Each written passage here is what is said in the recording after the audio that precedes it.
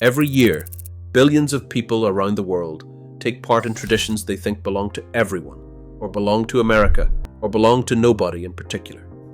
They carve pumpkins, they dress up in costumes, they knock on doors asking for sweets, they wear a ring shaped like two hands holding a heart. They say they are tying the knot when they get married. They go on a honeymoon. And almost none of them have any idea that these customs came from one small island on the edge of Europe, Ireland. Ireland did not just give the world inventions and scientists. It gave the world some of its most beloved traditions, and then watched the world adopt them, rename them, and completely forget where they came from. These are the Irish traditions the world stole, and number one is celebrated by more than 1 billion people every single year, almost none of whom know they are taking part in an ancient Irish festival. This is Dust and Stories. Subscribe, because the traditions you think are everyone's might just be Irish. Number 13. The honeymoon.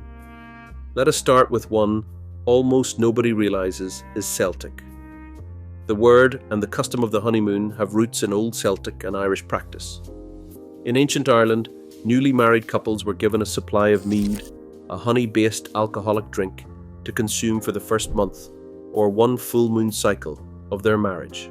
Honey was associated with fertility, sweetness, and good fortune, and the belief was that a month of honey wine would bless the union and encourage the arrival of children. A month, a moon, honey, the honeymoon. Today, couples from every culture on earth take a honeymoon after their wedding without the faintest idea that the word comes from an old Celtic custom of drinking honey wine for the length of a moon. Number 12. Tying the knot. When people all over the English-speaking world say they are about to tie the knot, they are describing an ancient Celtic and Irish wedding ritual called hand fasting. In hand fasting, the couple's hands are literally bound together with a ribbon or cord while they exchange their vows, physically tying a knot to symbolize the binding of two lives. The ritual dates back to pre-Christian times in Ireland and was once used as a form of trial marriage, where a couple would be bound together for a year and a day. The phrase outlived the ceremony. Billions of people now talk about tying the knot with no idea that they are referring to a real knot, really tied in an ancient Irish wedding rite. And the ceremony itself is making a comeback. Hand fasting now appears at weddings all over the world, often presented as a charming novelty rather than the ancient Irish tradition it actually is. Number 11. The Claddagh ring. You've seen it, even if you did not know its name. A ring shaped like two hands holding a heart, topped with a crown. The hands mean friendship. The heart means love. The crown means loyalty. The Claddagh ring originated in the small fishing village of Galway on the west coast of Ireland, and its modern form dates to the 17th century. For 300 years, it has been worn as a symbol of love and a token passed from mother to daughter. And today, it is worn by millions of people around the world, many of whom have no Irish heritage at all and no idea that the design comes from a single Irish fishing village. The way you wear it even sends a message. Heart pointing out means your heart is free. Heart pointing in means it is taken. An entire silent language of love, invented in Galway, now worn across the planet. Number 10. The Irish Wake. The way much of the world now approaches mourning, with a gathering, food, drink, stories, and even laughter rather than only silent grief, owes a great deal to the Irish Wake. The traditional Irish wake involved sitting up with the body of the deceased through the night, keeping them company before burial, while friends and family gather to eat, drink, tell stories about the dead person, and celebrate their life as much as mourn their death. It could be a surprisingly joyful occasion, a send-off rather than only sorrow. As the Irish spread across the world, this approach to death travelled with them, and the idea of a wake as a celebration of life, now common across the English-speaking world, carries the fingerprints of Irish tradition. Number 9. New Year's first footing and cleaning. Many of the customs the world associates with New Year have deep Celtic roots, shared between Ireland and Scotland. There is the tradition of thoroughly cleaning the house, before the new year, to sweep out the old and welcome the new. Another custom is paying attention to who the first person to enter your home after midnight is, the first foot, as an omen for the year ahead.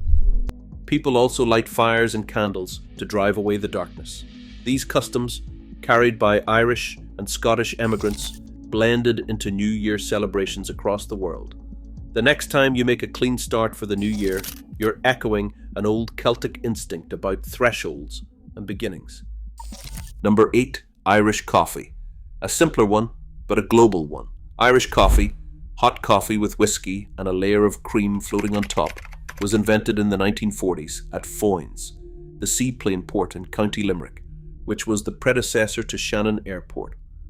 A chef named Joe Sheridan created it to warm up cold, miserable transatlantic passengers on a winter night. One of them asked if they were drinking Brazilian coffee, and Sheridan reportedly replied that it was Irish coffee. The drink traveled to America, was popularized in San Francisco, and is now served in bars on every continent. A drink invented to comfort freezing air passengers in the west of Ireland became a global classic. Number 7, Samhain bonfires.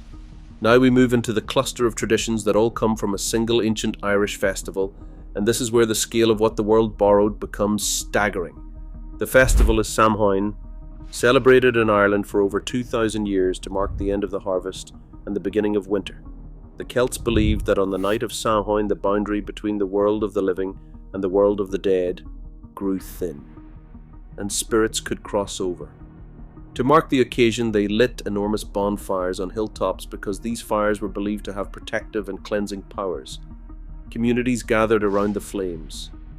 The great ceremonial fire would be used to relight the hearths of every home.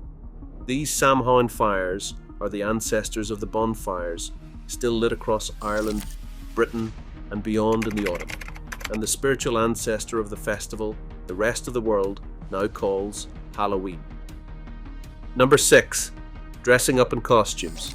If you're starting to realize how much of your year is secretly Irish, hit subscribe right now, because the next 6 are the big ones. The single most recognizable Halloween activity in the world, putting on a costume, comes directly from Samhain.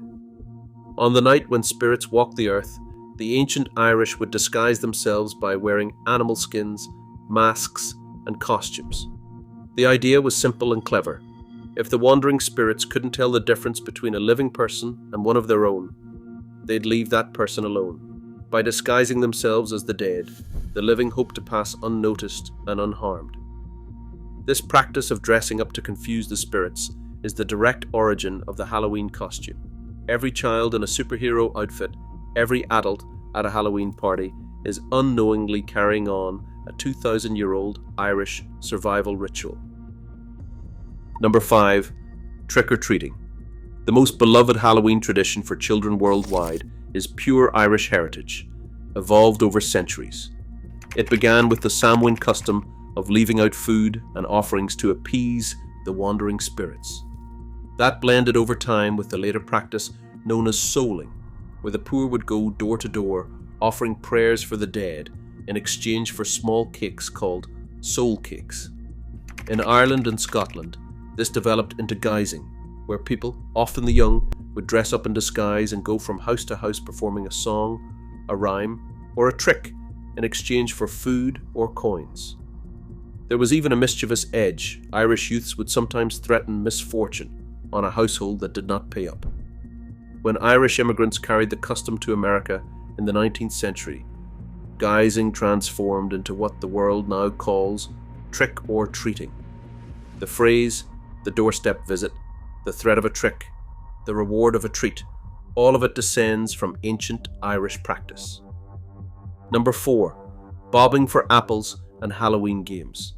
The games played at Halloween parties around the world also trace back to Irish Samhain customs. Bobbing for apples, trying to catch a floating apple with your teeth, comes from old Celtic harvest and divination rituals, often tied to predicting who would marry next.